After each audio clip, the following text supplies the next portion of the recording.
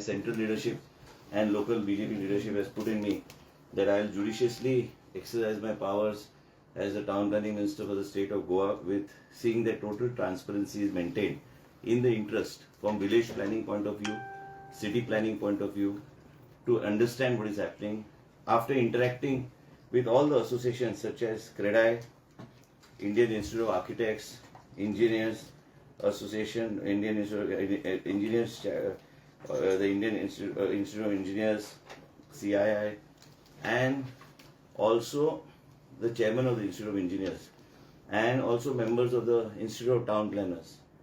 I felt that there were a lot of discrepancies and a lot of issues that need to be addressed. It is never too late to address discrepancies and make any kind of corrections that need to be made in order to safeguard and protect the interests of the state of Goa. There are many times when you have to see from the village point of view that you have to understand from city planning and uniform planning is very, very important.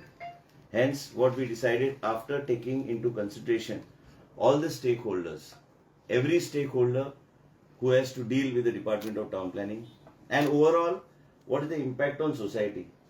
And as a result of which, I have decided that I am starting this department, looking after the Department of Town Planning from scratch. I basically believe that by the month of December, we should make it more people friendly. Even tomorrow, if FSI is required in certain areas that planning and that process is going on, it should be easily purchasable by the person. But let the planners decide.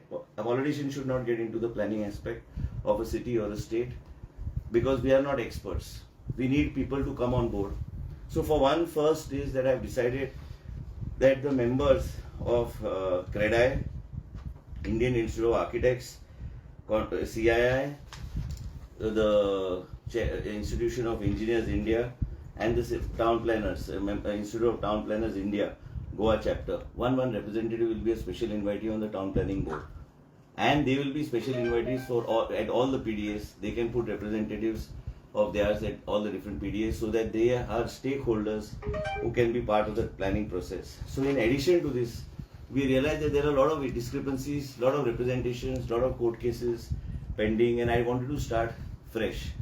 There are a lot of issues where people had raised regarding filling up of Khazan lands, destruction of mangroves, non-development slopes being converted. So as a result of which, instead of me going into the nitty-gritty of all this, it is better that the government involves the stakeholders along with the town planning department to go case by case into all these things. So for now, in the powers that are vested in the town planning minister, which is already been vetted legally by the government, the outline development plan of Kandolim and Kalangut is suspended under section 40 of the Town Planning Act.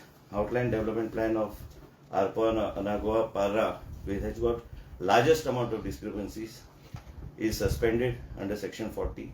किती political disturbance आणि असतले याच्यात किती because PDA ODP cancel केल्यामुळे कसले disturbance जातात कलंगूट परा नागाव